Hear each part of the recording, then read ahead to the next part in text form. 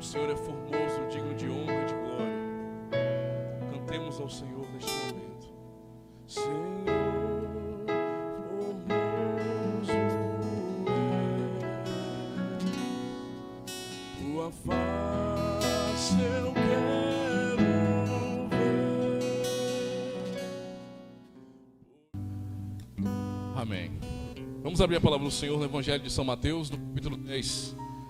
Leremos do versículo 34 ao 39. Aleluia, Jesus.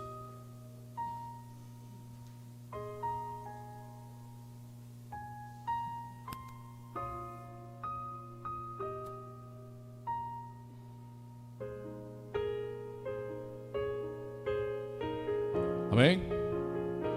Diz bem assim: não cuideis que vim trazer a paz à terra. Não vim trazer a paz, mas espada. Porque eu vim pôr em dissensão o homem contra o seu pai, e a filha contra a sua mãe, e a nora contra a sua sogra. E assim os inimigos do homem serão os seus familiares. Quem ama o seu pai ou a mãe mais do que a mim, não é digno de mim. E quem ama o seu filho ou filha mais do que a mim, não é digno de mim. E quem não toma a sua cruz e segue após mim, não é digno de mim. Quem achar a sua vida, perdê-la-á. E quem perder a sua vida por amor de mim, achá-la-á. Amém? Estão um pouco desanimados, é? Amém, meus irmãos? Se agonie não, está só começando. Maravilhoso é poder estar na casa do Senhor. Quero dividir uma palavra com os amados e já começar, antes da gente entrar diretamente no texto. Quando a gente ouve falar da fé, do cristianismo, geralmente a gente pensa em paz, não é?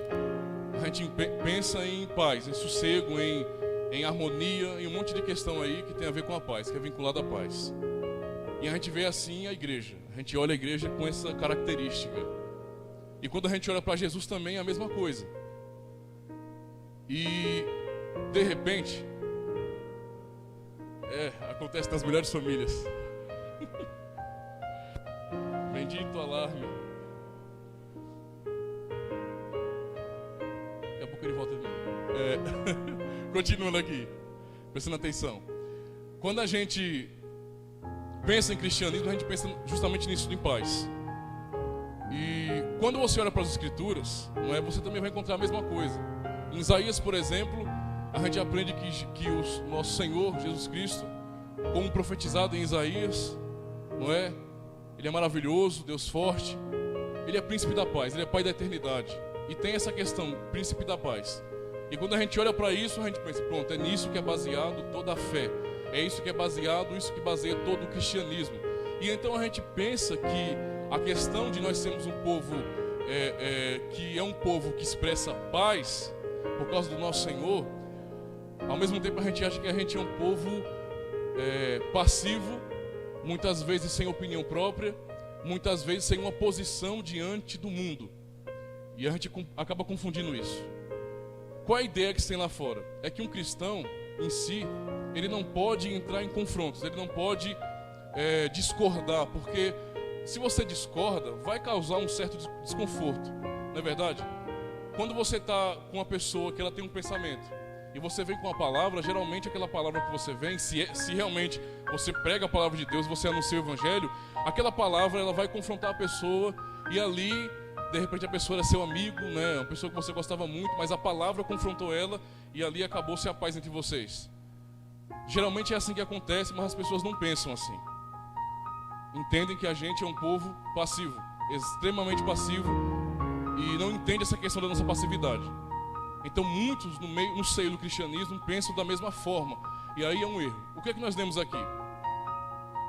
Nós lemos que Jesus diz bem assim: não cuideis, ele falando para os seus discípulos, já tinha desde o versículo 1, ele dando instruções aos seus discípulos sobre a missão, sobre a missão dos discípulos, aliás. Ele vai explicar um monte de questão que o discípulo ele não pode ser maior do que o Senhor dele, mas do mesmo jeito que perseguiram a Jesus Cristo, iam perseguir também os que criam nele. E então ele chega nesse contexto aqui, explicando sobre essas questões, sobre as dificuldades que eles iam enfrentar. E ele fala bem isso, não é? Parece uma coisa contraditória com a profecia de Isaías. Que ele é maravilhoso, conselheiro, Deus forte, Pai da eternidade e príncipe da paz. Isso parece uma contradição com aquela profecia, porque o próprio Jesus chega e fala bem assim: não cuideis que eu vim trazer a paz à terra. Não vim trazer a paz, mas a espada. Já começa por aqui. E deixa eu explicar para você não se perder e não achar que, poxa, isso aqui realmente é uma contradição das brabas. Não é. Eu vou te explicar em que sentido o Senhor é o príncipe da paz e qual é a bênção de tudo isso, para depois a gente chegar nessa parte da espada, que é tão difícil. Se alguém fala bem assim, isso é uma contradição, pastor, então está errado. Eu falo para você, não, Jesus de fato, ele é o príncipe da paz. E eu vou falar para você como. Se você abrir a palavra do Senhor em Romanos 5, no versículo 1 mesmo, depois você lê lá, Romanos capítulo 5, verso 1, você vai dizer bem assim: porque temos paz com Deus, pela fé, por meio de Jesus Cristo. Deixa eu explicar o que Cristo veio fazer por nós. A situação nossa, natural, diante de Deus, é uma situação de afastamento. O homem nasce rebelde, o homem nasce em pecado. E essa situação de nosso nascimento, porque está em nossa natureza, nos afasta diante de Deus. Então, naturalmente, existe entre a humanidade e Deus um clima que eu poderia dizer que é um clima meio bélico. Porque Deus é um Deus irado. Em próprio Romanos, capítulo 1, Paulo explica isso para a igreja de Roma, que a ira do Senhor se acende todos os dias por causa da iniquidade dos homens, por causa do mal do mundo, por causa da natureza pecaminosa do homem, que busca sempre para si, que é egoísta. Paulo fala sobre isso, explicando que a ira do Senhor se acende todos os dias por causa dos pecados. Então nosso Deus é um Deus que está irado todos os dias. Isso é algo terrível.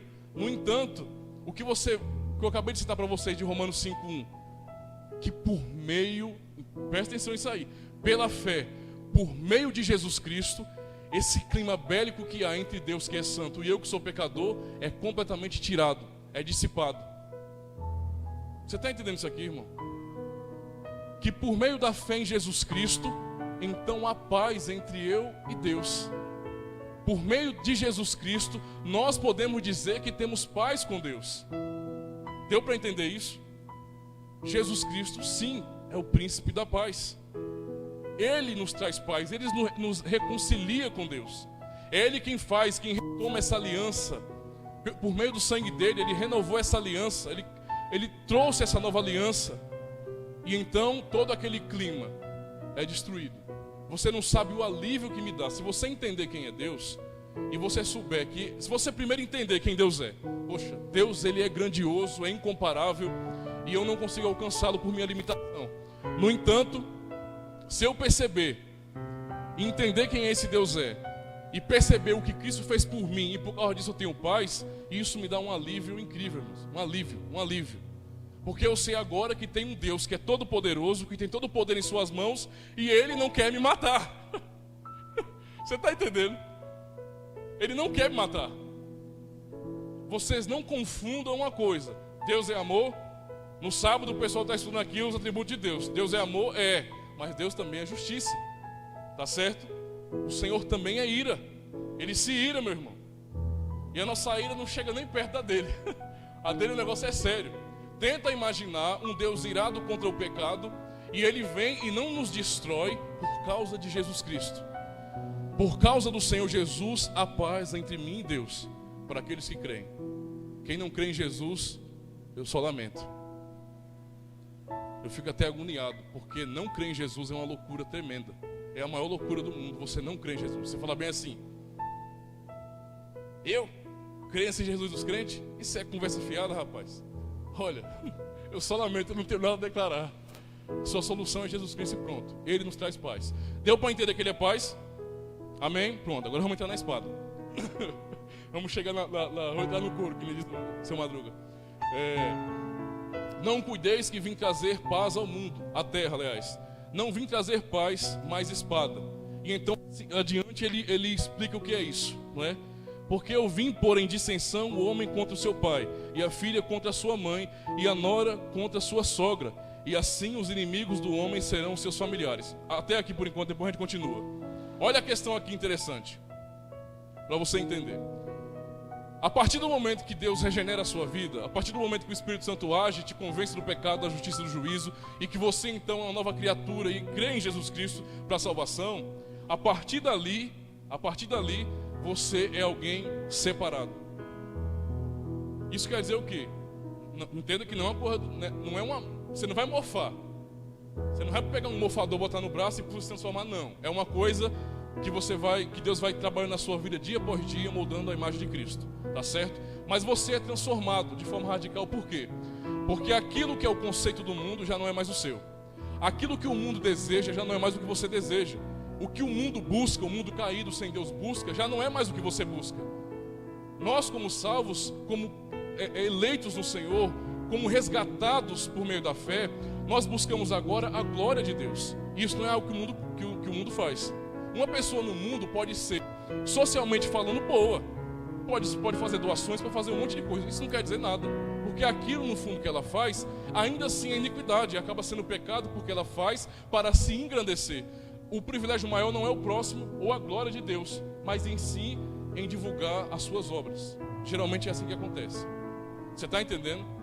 O que Deus faz com a nossa vida é nos levar a um patamar acima. A questão agora é a glória de Deus. Então tudo que eu vou fazer, seja ajudar alguém, seja limpar a igreja, seja pregar o evangelho, seja cantar aqui, seja anunciar lá fora, convidar alguém, tudo em minha vida tem essa questão, tem esse foco, a glória de Deus. Eu penso nele e é tudo para ele. Ele é meu foco, é meu alvo.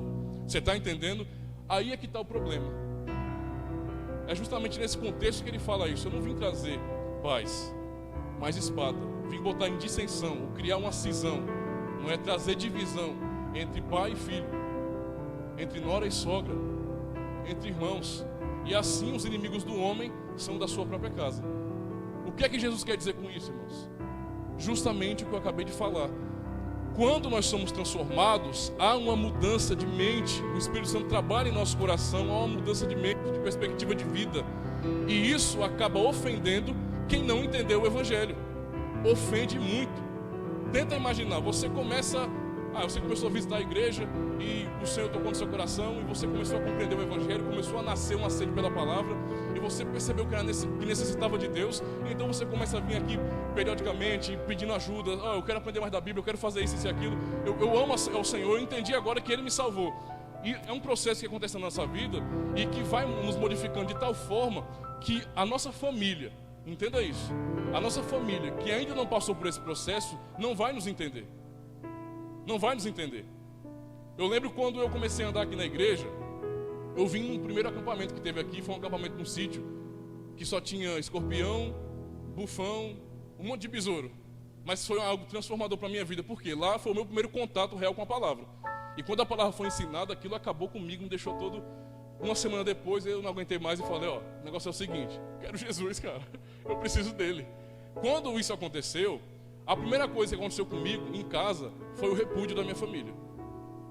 Eles não entenderam. Puxa, logo meu irmão, bicho, vai ser crente. Misericórdia. E eles começaram a ficar com raiva de mim. E eu lembro de algumas vezes que eu passava pela rua e eles me esculhambavam na rua. Falavam um monte de coisa feia mesmo, esculhambavam mesmo, sabe? Esculhambavam com força. Minha mãe, eu começava a falar em algumas questões e lá na minha casa, né, a gente era uma família tradicional de uma determinada religião e eu falava, mãe, vamos para a palavra. E ela, se você falar da minha religião de novo, eu nunca mais piso naquela igreja. Teve uma vez que ela me mandou até embora. Ela falou bem assim, vai morar na casa do pastor, seu rato de igreja. Aí eu falei, eu vou. Aí comecei a arrumar minhas malas, mas com palhaçada, né? Não foi sério não. Comecei a arrumar as malas e a minha velha começou a chorar. Chorava que soluçava, parecia uma criança. Eu falei, não mãe, eu estou brincando. Mas entendo, esse tipo de coisa geralmente é o que acontece quando nós conhecemos ao Senhor. As pessoas não entendem. De repente, um familiar seu, a própria sociedade via você cometendo as piores barbaridades aí fora. Via você como uma pessoa normal. Não é? Você estava lá na balada, na zoeira, ficando com um monte de pessoa, tá entendendo? Bagunçando mesmo. E de repente as pessoas começam seus amigos começam a olhar para você assim, ele tá ficando besta agora, rapaz? A vida todinha ficou aqui com a gente aqui, nessa bagunça. A vida todinha. A vida todinha saiu de casa, passou 3 dias fora e a mulher sem saber onde é que está. E agora está dando uma de santo, quer ser melhor do que os outros. Geralmente essa é a postura das pessoas lá fora, por não entender o que Deus tem feito na nossa vida. É nesse contexto que eu quero que você entenda que quando o Senhor nos salva, automaticamente Ele nos presenteia com uma bendita guerra. É uma guerra, meu querido. É literalmente uma guerra, que começa primeiro no mundo espiritual, você está entendendo? Que vem para o campo ideológico e às vezes, infelizmente, chega até o campo físico. É assim que funciona. O fato de Cristo ter te salvado te faz uma pessoa completamente diferente, inaceitável a uma sociedade que andam todos para a esquerda. Ou vou dizer assim, andam todos para uma direção. Está todo mundo caminhando para um abismo, para trás. Está todo mundo ao contrário. Mas no mundo não é o contrário, é claro. Está todo mundo caminhando em um caminho ali.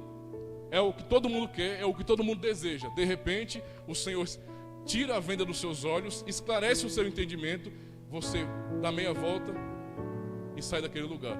Isso vai chocar, vai ofender, vai causar divisão, guerra. É assim que funciona, infelizmente, irmãos. É desse jeitinho que funciona. E eu quero trazer essa palavra para a igreja nessa noite, para nós entendermos justamente esse contexto no que a gente vive aqui. Porque isso é algo real. Isso é algo real. Quando o Senhor te separou, foi para que você tivesse uma posição, e essa posição é uma posição de santidade, de justiça. Não dá mais para você se aliar, para você comungar com os ideais do mundo. Isso está fora de cogitação para a gente. Está completamente fora. Por isso que, como Paulo ensina, que a palavra da cruz, ela é loucura para os que perecem, em 1 Coríntios 1, mas para nós que somos salvos é poder de Deus. Isso aqui tem sentido para nós. E isso nos separa do mundo. O que é que falávamos, por exemplo, alguns não vieram, na quarta-feira, e na quarta-feira falávamos justamente sobre o cristão em meio à sociedade. Qual é a posição do cristão em meio à sociedade? De que forma o cristão deve agir? Muitas vezes, por não entender isso, nós achamos que a nossa posição é uma posição zen. Vocês sabem o que é zen? Quando você usa a expressão zen, é referindo-se a uma religião chamada budismo zen. Você está entendendo que é para o lado do Oriente, onde a ideologia em si é até muito parecido, algumas questões com a Bíblia. Mas o pessoal é monge, né, rapa carequinha, uns avatar, pensa nos avatar bonito, né, rapa carequinha ali, né, e começa a viver uma vida de contemplação, e você vive aquela vida na forma passiva, e você não se opõe a nada, você não tem opinião, você fica paradinho no seu canto, isolado, no mosteiro, porque tem que ser, né? Porque viver em sociedade não tem como você ficar calado. Você tem opinião, você não é louco, você é um ser humano.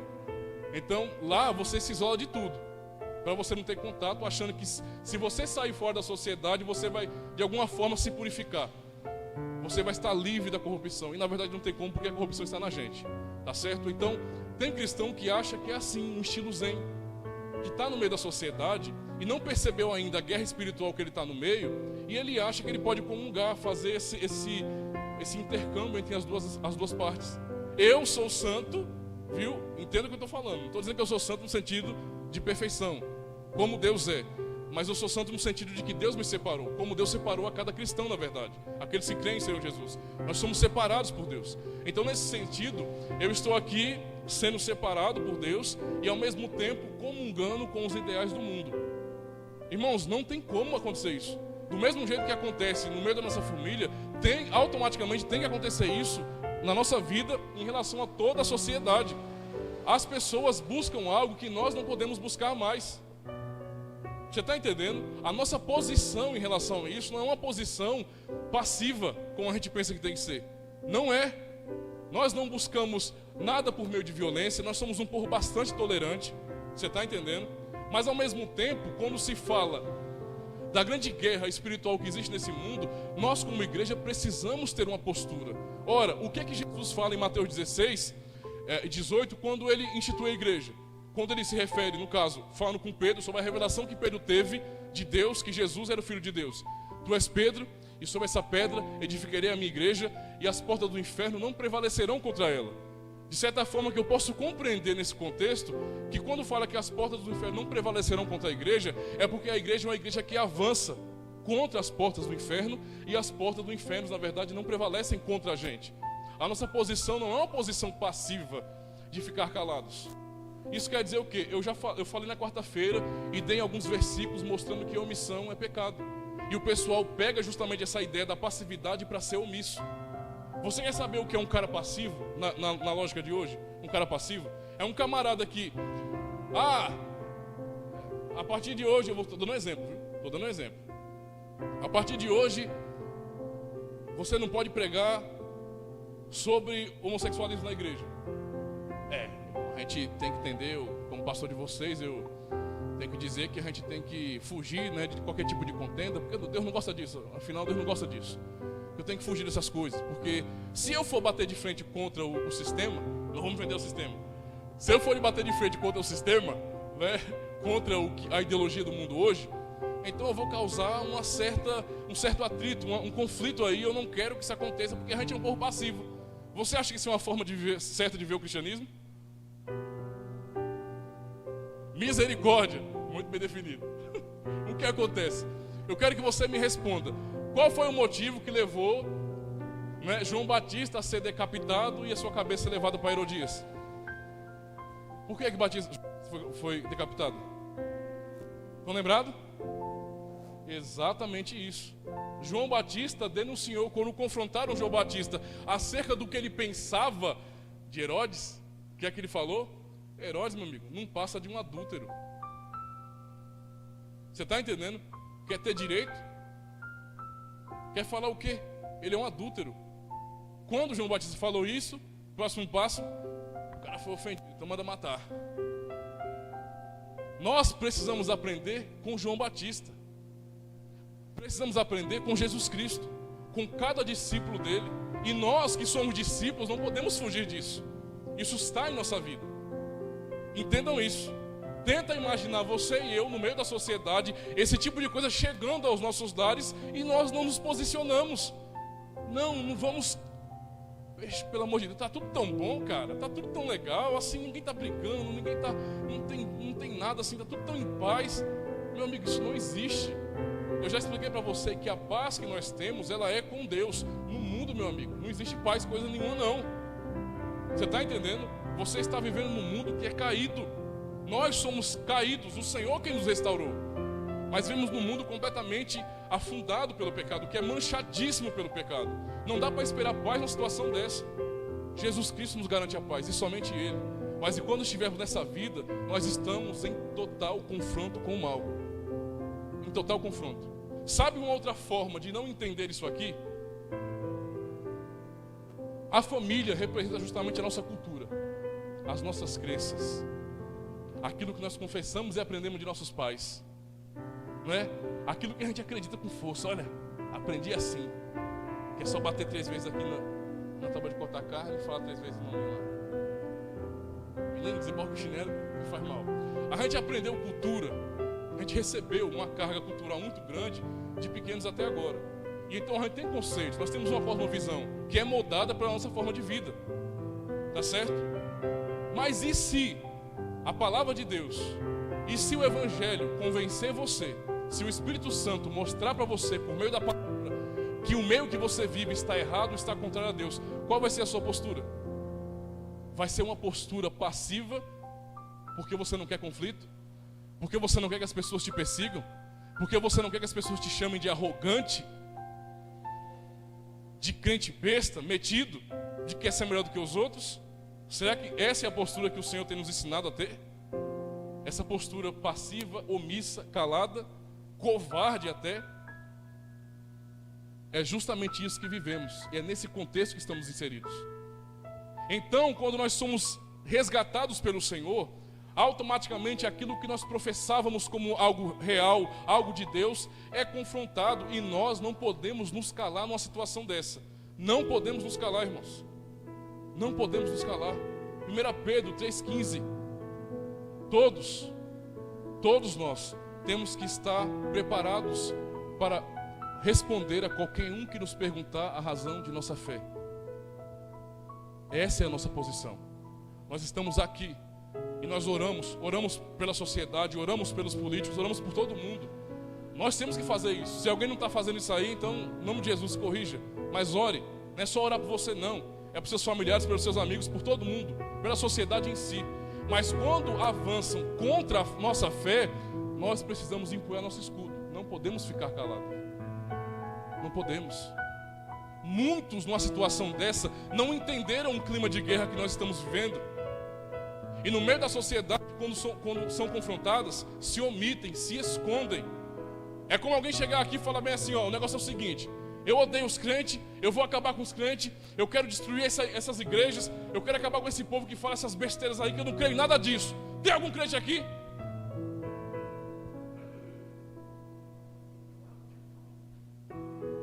A nossa postura muitas vezes tem sido essa. Um exemplo, viu? Chega agora, a partir de hoje, foi legalizado fazer aborto em Ouro das Flores, fazer isso e aquilo, e é para fazer isso aí. Vai estourar tudo, acabar com tudo mesmo. Você está entendendo? Aí a igreja, numa situação dessa, vai ficar omissa, calada. Temos que orar, porque a batalha é espiritual. Temos que entender e estudar, porque a batalha também é ideológica. Vocês estão entendendo isso aqui? Isso é algo muito sério. Nós temos que estar por dentro disso. Nós não podemos fugir como se nós não fôssemos responsáveis também. Canso de falar, embora nós sejamos cidadãos, não é, celestiais, entre aspas, não é, porque nós cremos no Senhor, um dia iremos morar com Ele, mas ao mesmo tempo ainda somos cidadãos daqui. Somos cidadãos daqui. Nós estamos morando aqui, vivemos aqui, estamos submissos às leis daqui, até que as leis venham contra a palavra de Deus. E aí é onde eu pergunto para vocês: estamos em guerra, e então as leis que vêm até nós são completamente contra a palavra do Senhor. É contra aquilo que você professa, que você diz crer. E agora? Qual será a sua postura?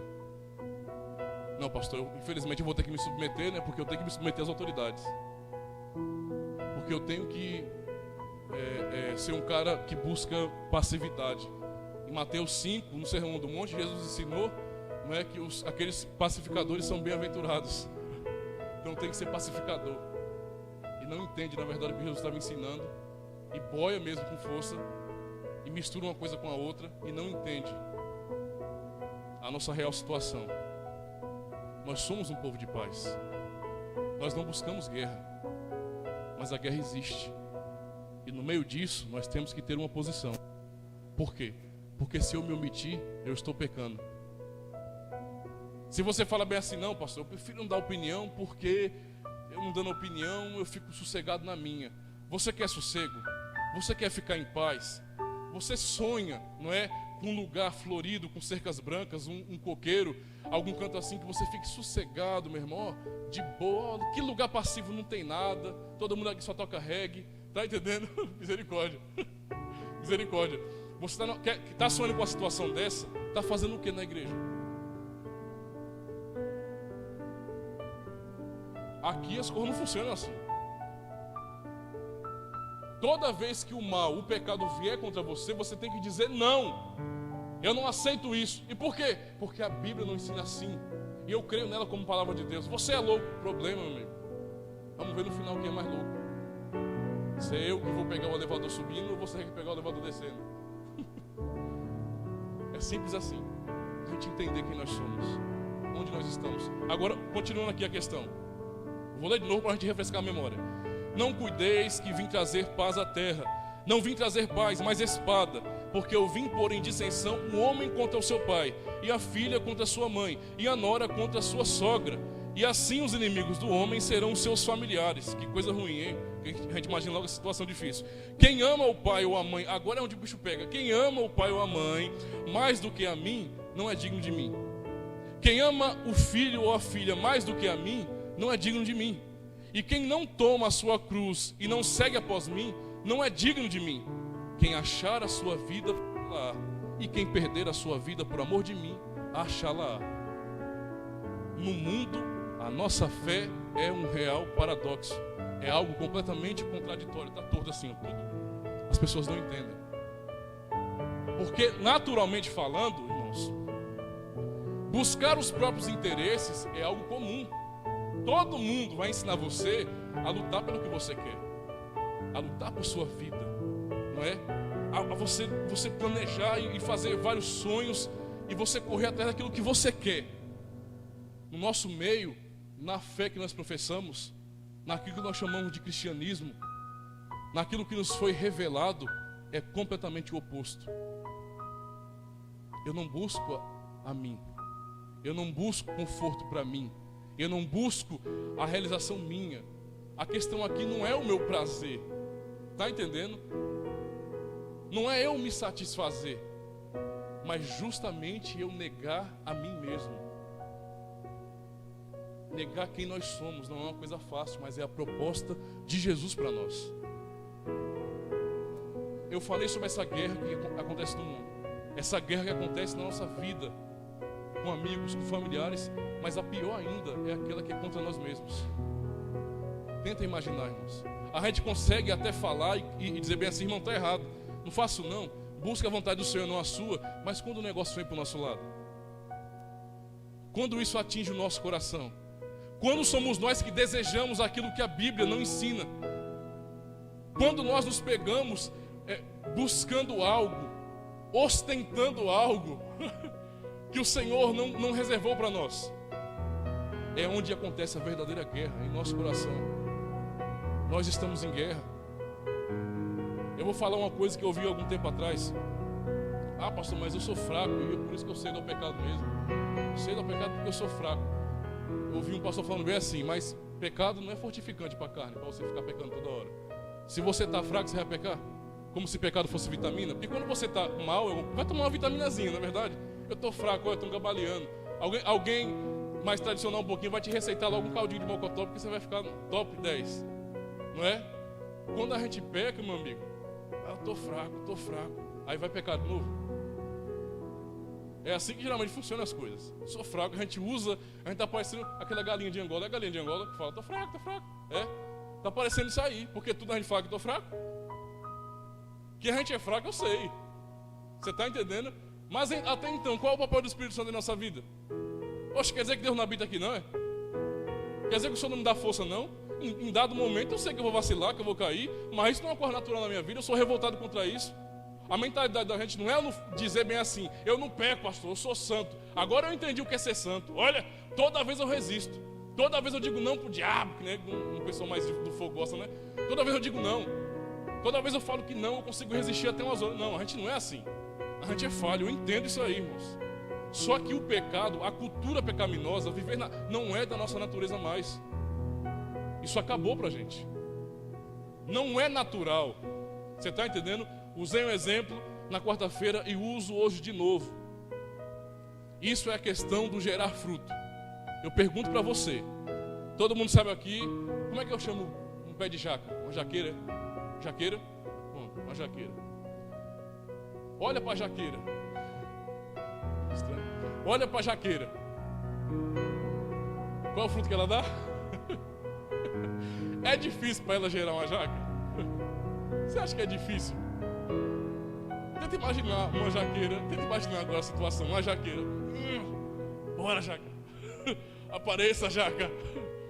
Tenta imaginar a loucura, irmão. Por que não é difícil? Porque é da natureza dela. Por isso que ela é uma jaqueira. É da natureza. É da natureza. Você só pode esperar do homem ímpio, daquele que não conhece a Deus, o pecado. Você está entendendo? De maneira, entenda isso, de maneira que aquele que é nascido de novo, ele pode ter tropeço, ele cai. Para isso nós temos um advogado fiel, que é Jesus Cristo. Tá certo? Mas a questão é que a gente não precisa, não é, fazer esse esforço para gerar fruto, porque isso é da nossa natureza. É da nova natureza que Ele nos deu. A gente ainda como ser humano é imperfeito, mas ao mesmo tempo, para a gente, a lei do Senhor não pesa tanto assim não, meu amigo. O Senhor nos deu uma nova natureza, nós nascemos de novo. E esse ponto aqui é o que nos separa de tudo. Eu falava sobre isso aqui. Tenta imaginar o que é que todo mundo está no escuro. Está todo mundo no escuro. Todo mundo é acostumado e ama o escuro, ama as trevas. Se você acende uma luz, vai incomodar quem está no escuro. Você vai incomodar aqueles que gostam das trevas. Aqueles que fazem as coisas aos escondidos. Aqueles que vivem nas trevas, que têm prazer nas trevas. Esses serão incomodados porque você acendeu uma luz. Jesus fala que nós somos luz do mundo. É por isso que nós estamos, irmãos, diariamente em guerra. E o problema da igreja hoje, o nosso problema como cristãos hoje, é que a gente parece que desacostumou, abraçou aquela utopia louca de paz na terra, e a gente fica aqui, ó, descansando. A gente não se reveste das armaduras de Deus. A gente não pensa que nós não entendemos muitas vezes que estamos nessa batalha, e então nós dormimos. Já pensou um soldado dormir numa guerra? Misericórdia. É loucura, nós temos que vigiar o tempo todo. O tempo todo.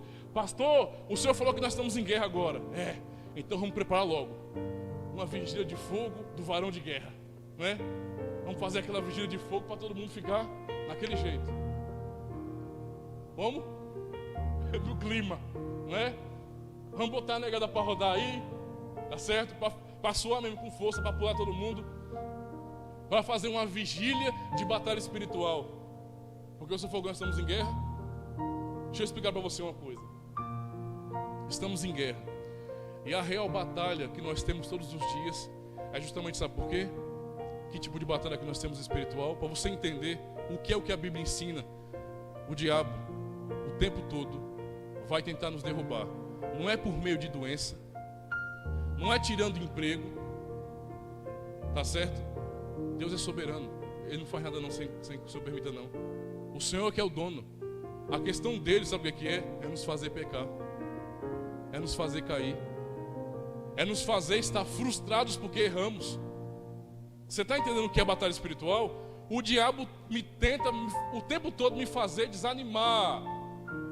Fazer com que eu caia e que eu fique cabisbaixo. Rei mesmo, não tenho mais jeito, estou acabado. É isso que o diabo quer, nos fazer pecar, nos fazer se afastar de Deus.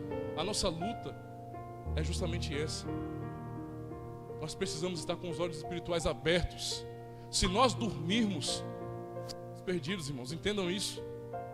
Se nós dormirmos, estaremos dando um fruto oposto àquele que nós dizemos que temos, que é um fruto de salvação. E aí, como é que fica? O texto que nós lemos diz claramente que Jesus não veio trazer paz, coisa nenhuma. Que a única paz que nós temos é Ele, é nele para o Pai. Mas que nessa vida nós estamos em total conflito.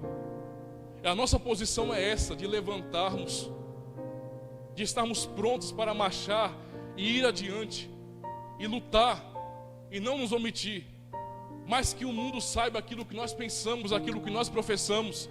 Que as pessoas saibam aquilo que nós cremos.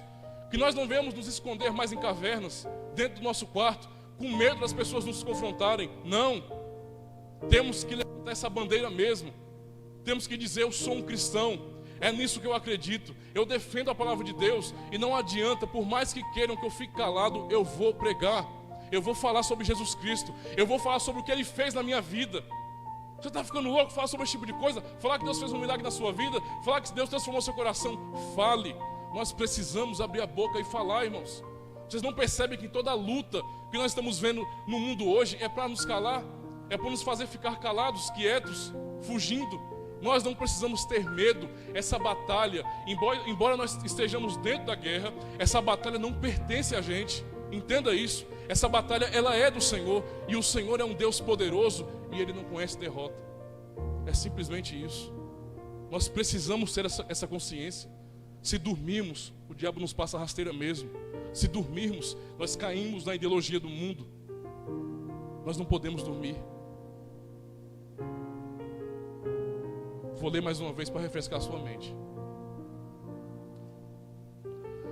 Não desde que vim trazer paz à terra, não vim trazer paz, mas espada.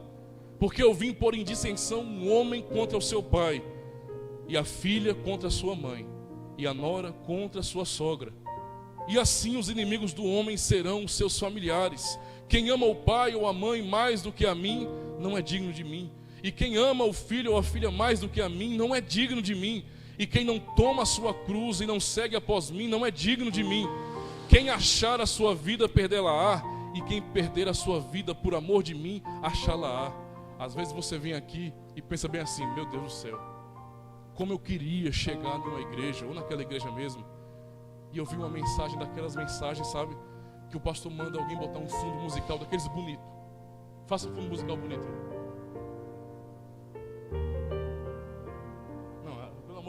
fundo musical para emocionar o povo. Para emocionar o povo, isso. Para pedir um copo com água. Prepara o seu copo com água. Porque Deus vai operar nessa noite. Ele vai botar dinheiro na sua conta, meu querido. E não vai ser pouco não. Eu profetizo que você vai ganhar na Mega Sena. Misericórdia, irmão, misericórdia. Tá bom, irmão, chega. Tá bom, chega. Olha a situação.